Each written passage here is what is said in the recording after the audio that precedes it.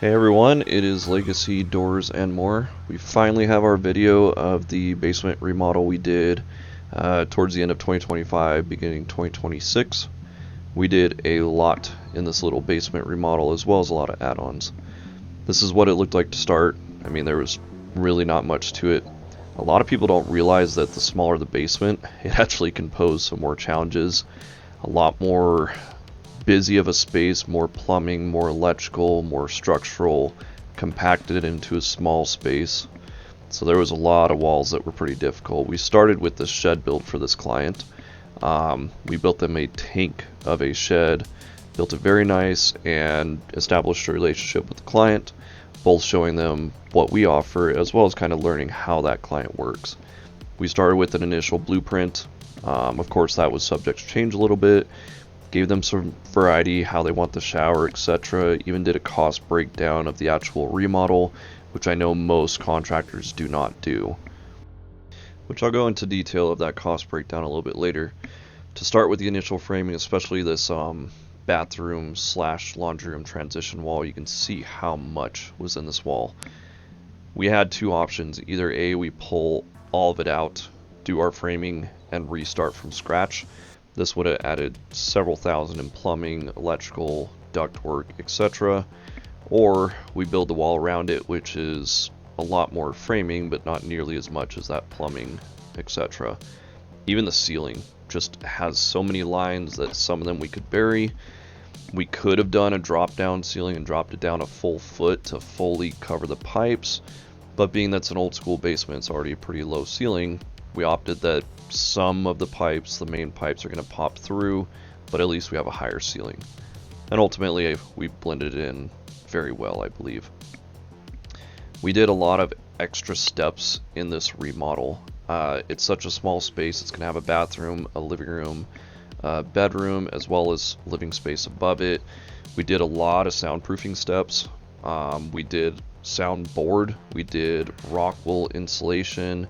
Even the ductwork, how we ran it, we made sure that they were on separate branches between the upstairs and downstairs instead of being on shared branches, which then the sound gets through a lot more.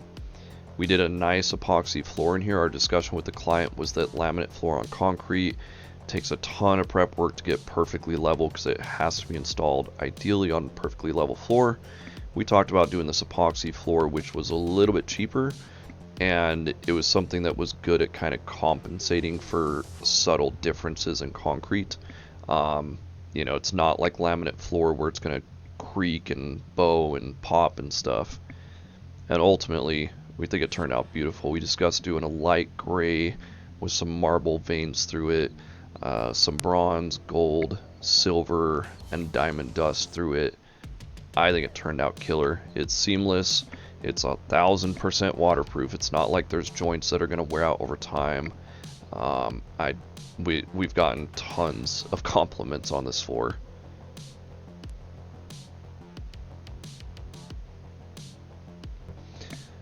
As good as it looks, obviously the up close is where it really shines. Some of the stuff you can't really see from far away, but again, the way that it turned out, porous and mineral looking, it looks great. We even threw in some accent stuff, like we could have done a cheap $60 mirror. We did a really nice mirror. Doing the shower base and everything, we made sure to do an actual liner like you're supposed to. Steps like that I know a lot of remodel contractors skip, and then people like me are called a few months later to replace all of it. Our installs will last hopefully decades, but definitely not just a few months. Even little details like how we do our caulking. We do a lot of steps to make sure that it's pulled very sharp. It looks very clean. It's nothing sloppy, lathered on, etc. We did a very nice shower for them. The shower, we actually got a lot of the tile on clearance. We initially discussed doing a very basic shower with them. They did want it ADA compliant with the fold down seat, the handlebar, because they do have an elderly lady in there. But as far as like actual tile, we discussed doing very basic. We were actually able to get them more of a mid-grade on clearance. We also did some extra stuff. These steel posts were bent and rotted most of the way through. We completely encased them in 1/4-inch steel square box to fully reinforce them. They're probably 100 times stronger than they ever were. We added a storm door, we added a gate on the other side, a lot of things that we significantly bundled with this project. And of course there's a lot of things that just, they look elegant and high in this cubby here. We had those stairs with the lights.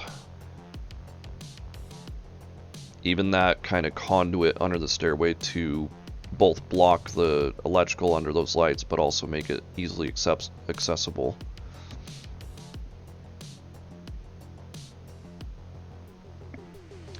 We also have in there, all these lights are dimmable, and up above me is a heat lamp slash vent for the bathroom.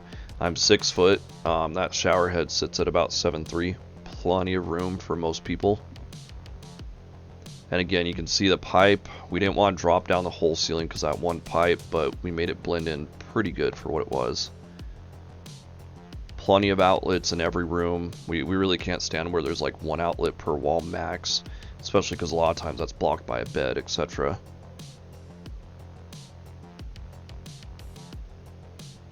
We have our gas fireplace, our TV on a swivel, and the swivel is recessed so the TV fully sits flat against the wall. The gas fireplace heats up that basement in like a minute flat. We have a pocket door, utilizing space as best we can with the tin blinds. And again, it's a pocket door so it doesn't swing open. They can have a, you know, lazy boy in the corner or something. Again, you can see the pipes, like we had to have them stick through, but we blended them pretty well. Very small laundry room, but I mean, it is functional. Again, very pretty epoxy floor. And this is not a slippery floor. If you can kind of see in the light, it has like a subtle bumpy texture to it. So it's not a grippy floor like a garage floor, but it's not glass smooth either. It's you have enough texture.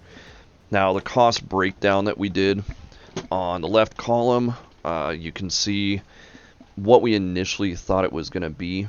The middle is kind of what it ultimately came to, as well as the middle and the right were add-ons, things that fluctuated. For example, in this, when we initially quoted it, our door costs were going to be, I think, around like $2,000 or something like that, if I remember correctly, but they were on sale by 30%.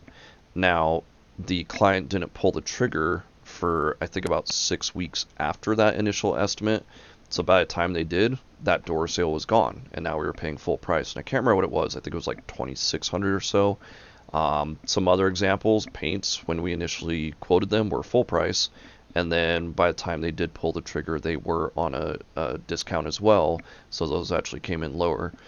Electrician, they technically came in right where we thought they would be, but they actually ended up redoing their entire breaker panel, which was 70 years old, at the same time, bundled for an additional $1,000. So they got a huge bundle deal there. Now, one thing about this cost breakdown that I want to point out, I know that most contractors would simply not do this. Even if you request it, they will not do this. And part of why they don't do this, and part of why we don't do it for everybody, is because a lot of people will nitpick. You know, like you say it's whatever, $5,000 of labor for drywall, but it took you way longer than expected, and or it took you way shorter than expected, so I should get some sort of discount. Well, I saw you on your phone, I saw you taking a bathroom break, so that should be taken from the labor, etc. And they don't want that nitpicking. They don't even want to have that argument. So that's where, again, cost breakdown sheets like this, we typically don't offer it either. But if it's a client that we worked for on a decent sized project, we've established some trust, we understand how both of us operate, and we respect each other and remain fair. That's the kind of client that I want for life, and that's the kind of client that I will work like this, and the kind of client that appreciates what we do, not the kind of client that sees this and says, oh, this should be way cheaper. For reference, for example, we got some other bids from other contractors just saying like, hey, here's what we ended up doing, and we kind of lied. We said we have an error basement that's the exact same layout. How much would it cost you to do this? We ended up with this entire bid around $84,000 with add-ons such as those steel posts, the gate outside, the electrical box. We added the fireplace midway, speaker pre-run wire, booster vents for the ductwork, etc. All kinds of add-ons that we added midway and on. Ultimately, we were getting quotes anywhere from 120 to 200,000 for roughly the same thing. And I do want to point out, they did say that there was some things that they wouldn't do and or didn't know how to do the epoxy floor, for example. They said that they have guys that do epoxy floor, but it's typically the flake floor or the swirls. They're like, they have never seen marbling like that, so we don't really know how to take that on and do that.